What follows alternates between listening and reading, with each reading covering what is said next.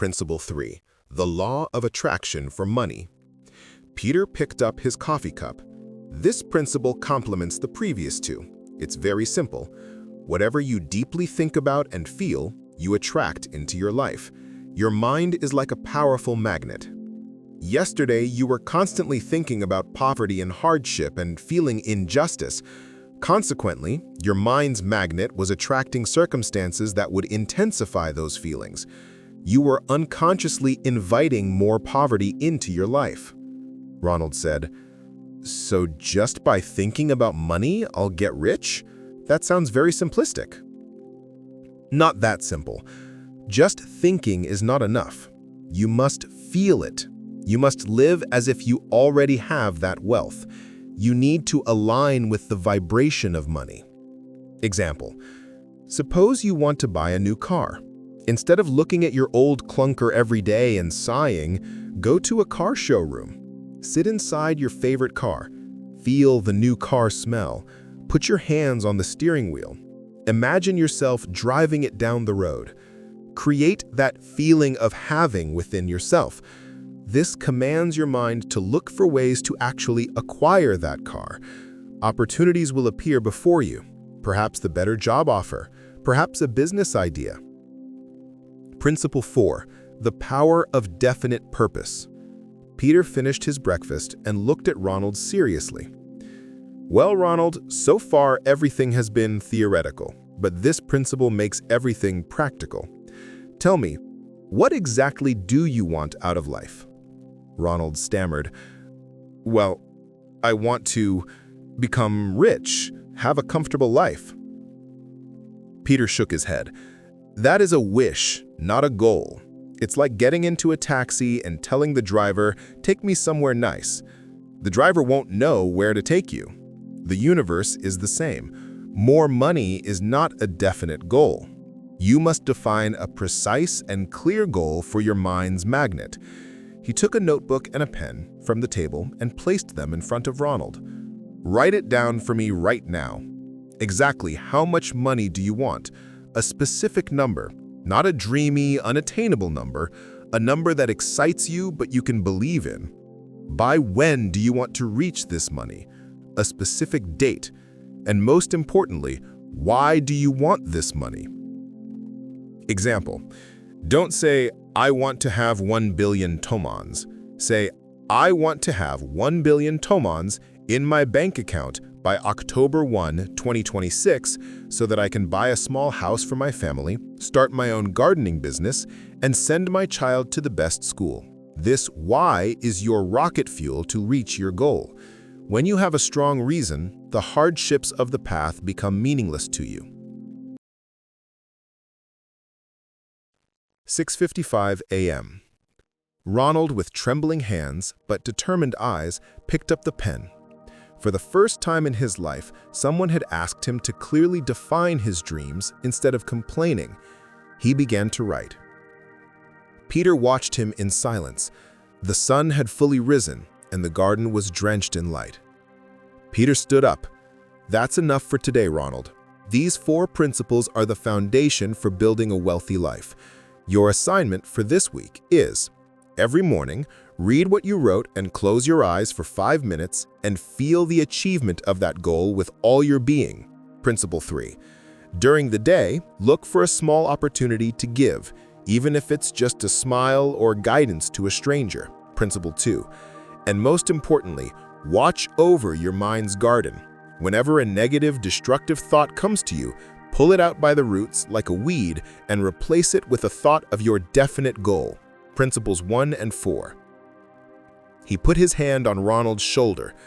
"This is not magic. This is work. The hardest work in the world because the entire battlefield is here." Peter pointed to his own forehead. "I'll see you next week at the same time to move on to the next principles." Ronald walked out of the house with the notebook in his hand, which was now the most valuable possession in the world to him. He was no longer the despairing gardener of yesterday. He was now a student holding a treasure map. As he walked toward the garden, he looked up at the shining sun, and for the first time in years, felt hope and power instead of injustice. His journey, had just begun. The factory and the pillars of action. A week passed. During this time, Ronald started every sunrise by reading his goals. The garden was no longer just a workplace for him. It had become a laboratory for practicing his new principles. He tended to the plants with greater care, not out of duty, but with the belief that every branch and leaf was a reflection of his attention and energy. The day Peter returned from his trip, he went straight to the garden. He saw Ronald with strange focus, pruning a rosebush and murmuring something under his breath. His face seemed calmer and more determined than ever. Peter approached with a warm smile. "I see you're communing with the flowers, Ronald." Hearing his voice, Ronald jumped and turned around happily.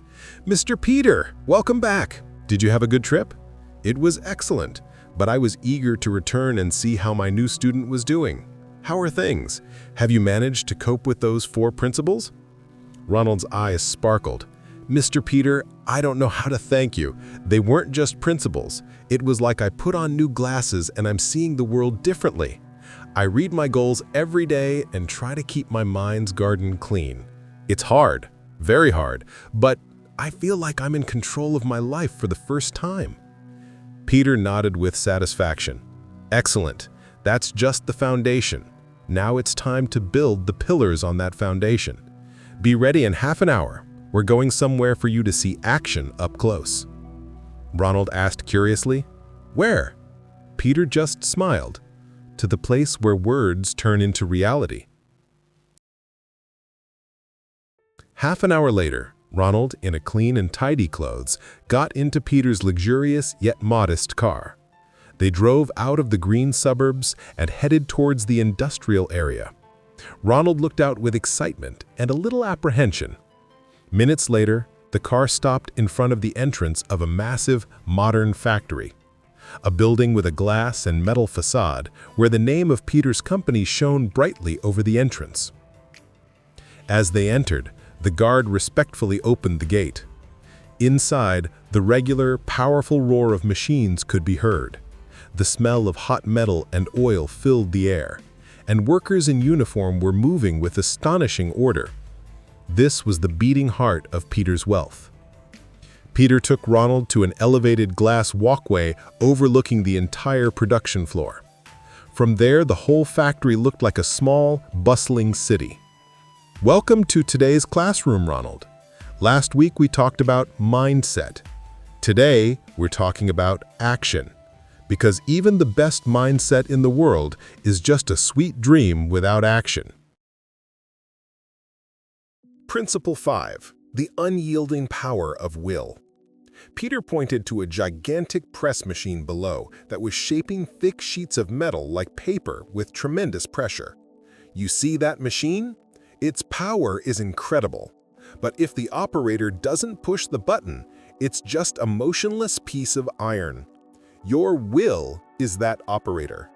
Will is an inner force that puts your dreams into motion and refuses to surrender, even in the face of the toughest obstacles." Ronald said, "But sometimes the obstacles are too big. A person gets tired." Exactly. This is where the difference between successful and average people is determined. Will is like a muscle. The more you work it, the stronger it gets. First example. 5 years ago, our main competitor introduced a similar product at half the price. The company was on the verge of bankruptcy. All my managers were saying we should lay off staff, reduce production, or even sell the factory. They had surrendered. But my will refused to surrender. I believed in my product. We worked day and night. I held meetings with my team. We optimized the processes, launched a new marketing campaign, and spoke directly with customers. We operated at a loss for a whole year, but we did not surrender. Today, we have 3 times the market share of that competitor. It was the power of will that pressed the metal sheet of defeat into the mold of victory. Second example. Consider yourself, the goal you wrote last week. Surely this week your mind has told you countless times, give up, you can't do it, it's all just talk. Will means every time you hear that voice, you say more firmly than before, I can and I will continue. Will means when you are tired, you still take 5 minutes to visualize your goal.